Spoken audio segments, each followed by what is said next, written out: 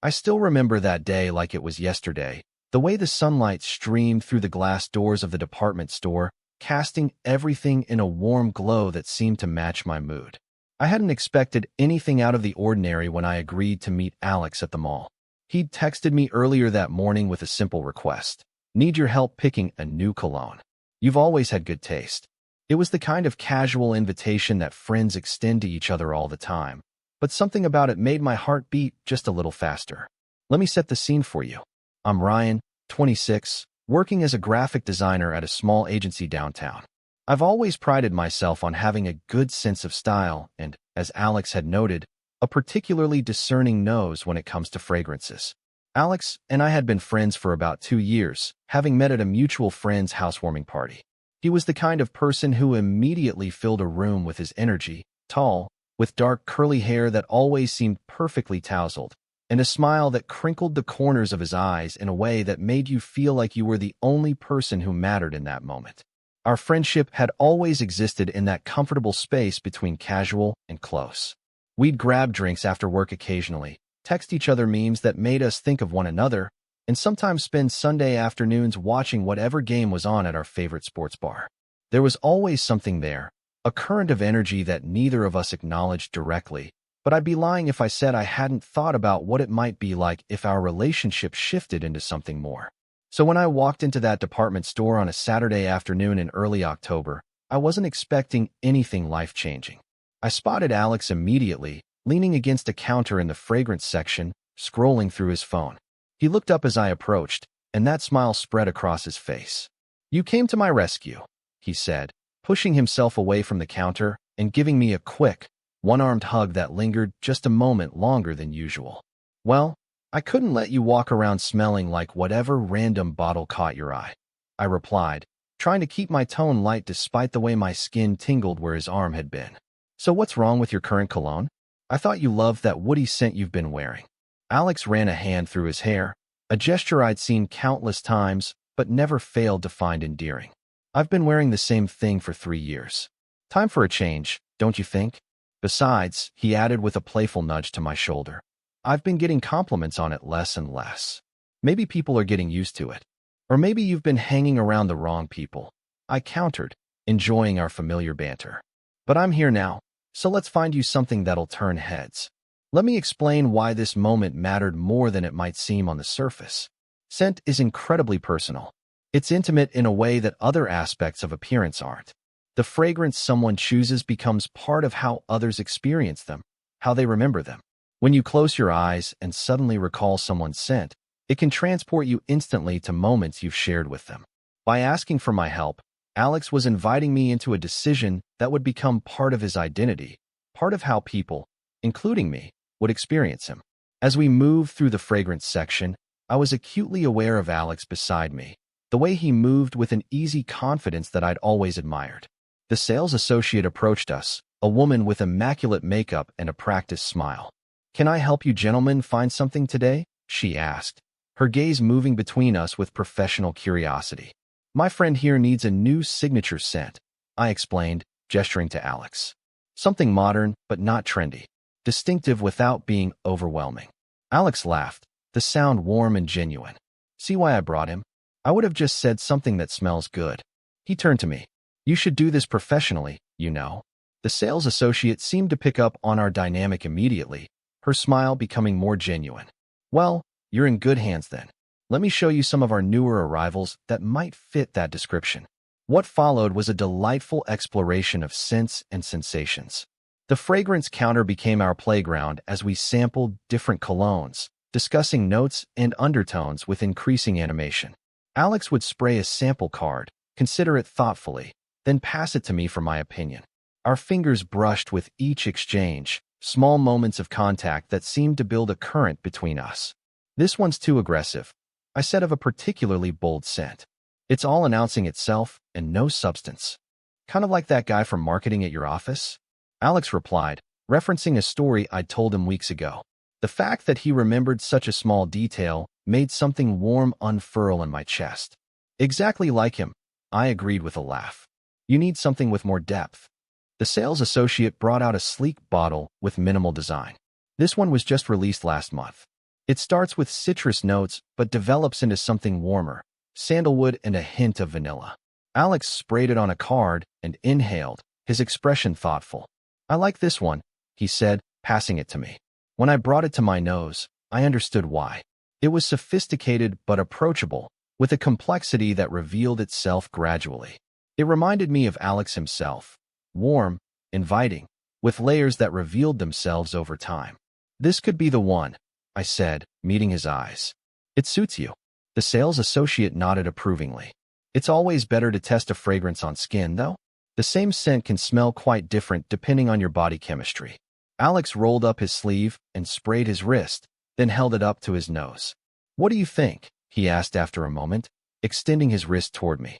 I leaned in, aware of the sudden intimacy of the gesture. The scent was even better on him than on the card, mingling with his natural warmth to create something uniquely appealing. It's perfect, I said, my voice coming out slightly lower than I'd intended. Alex's eyes held mine for a moment, something unreadable flickering in them.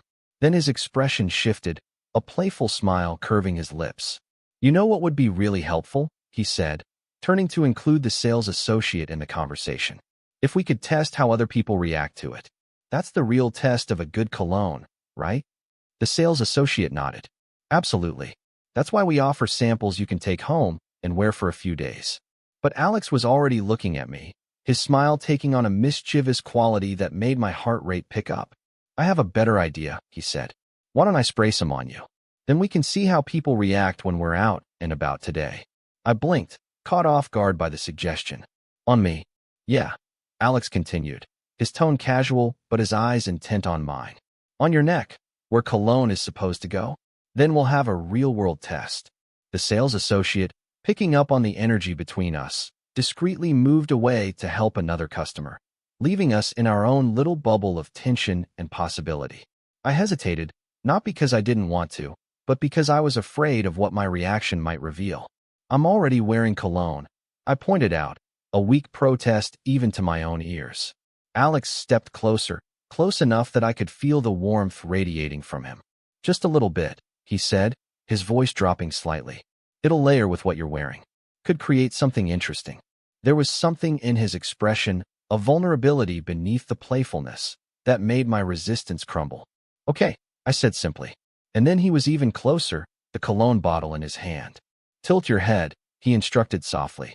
I complied, exposing the side of my neck. Time seemed to slow as Alex raised his hand, his eyes focused on the spot where my pulse was undoubtedly visible. The first spray was cool against my skin, but it was the feeling of Alex's breath that followed that sent a shiver down my spine. He had leaned in, ostensibly to smell the result, but the proximity was intoxicating in its own right. He murmured, so close that I could feel the vibration of his voice. Let me try the other side for comparison. I turned my head the other way without a word, offering the other side of my neck in a gesture that felt more vulnerable than I had anticipated. The second spray was followed by Alex's fingers lightly touching my skin, a brief contact that could have been accidental but didn't feel that way. What do you think? I managed to ask, my voice steadier than I felt. Alex stepped back slightly, but his eyes remained on my neck. I think it smells even better on you than it does on me, he said with a small laugh. Maybe I should just buy it for you instead. The moment was charged with possibility, hanging between us like a tangible thing. I became acutely aware of our surroundings, the bright lights of the department store, the occasional passerby, the distant sound of retail music playing over speakers. Yet somehow it felt like we were completely alone, enclosed in a bubble of our own making. You should still get it, I said finally, meeting his gaze. It really does suit you. Something shifted in Alex's expression, a softening around the eyes that made my heart skip. Then it's decided, he said, turning to find the sales associate. As he completed his purchase, I stood slightly apart, my fingers occasionally drifting up to touch the spot on my neck where I could still feel the phantom pressure of his attention. The scent was developing on my skin, transforming into something that was neither purely the cologne nor purely me, but a unique combination of both. When Alex returned with his small shopping bag, there was a new energy between us, as if something had been acknowledged without words. Hungry? He asked, his tone casual but his eyes still holding that intensity. We could grab lunch at that new place in the food court. Sure, I agreed. falling into step beside him as we left the fragrance section behind. As we walked through the mall, I noticed how Alex stayed close to me, occasionally leaning in to say something directly into my ear even when the ambient noise didn't necessitate it. Each time, I knew he was taking the opportunity to breathe in the scent on my neck, to observe how it was developing over time.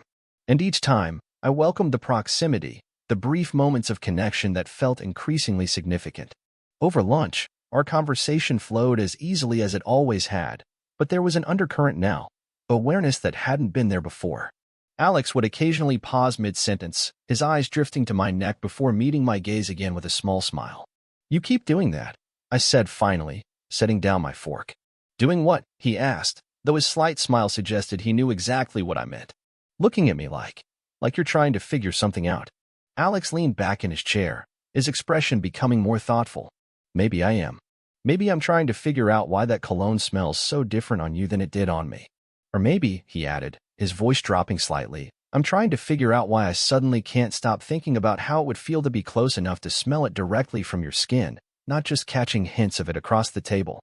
The honesty of his statement caught me off guard, sending a rush of heat through my body. This was it, the moment where our carefully maintained boundary could either solidify or dissolve completely. I took a breath, gathering my courage. "You could find out," I said quietly, "if you wanted to." Alex's eyes darkened slightly, his gaze intensifying. "Is that what you want, Ryan?" It was the directness of the question that finally pushed me past my hesitation. "Yes," I said simply. "I think it has been for a while now." The smile that spread across his face then was different from any I'd seen before, relief and joy and anticipation all mingled together.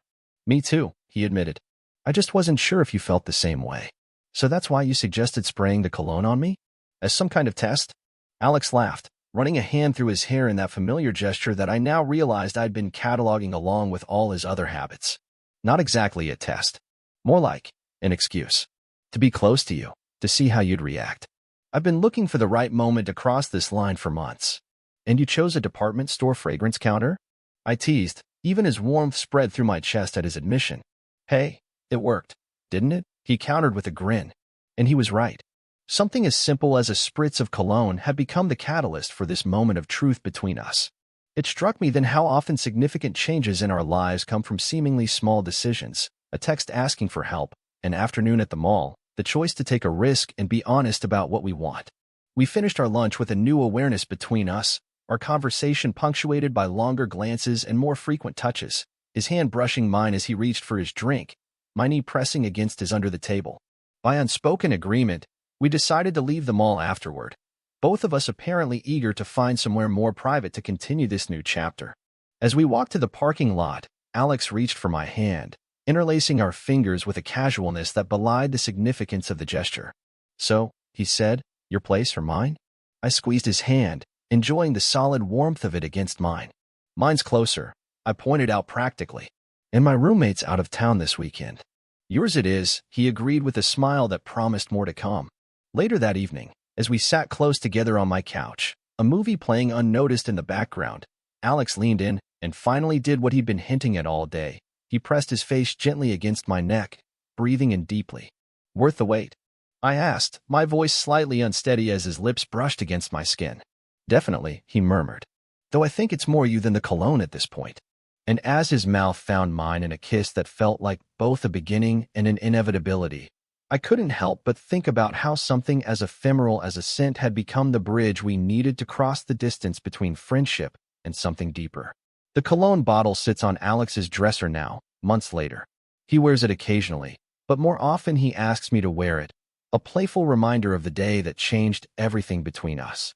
Sometimes scent is just scent, but sometimes, if you're lucky, it becomes something more, a memory, a connection, a story that lingers long after the fragrance itself has faded.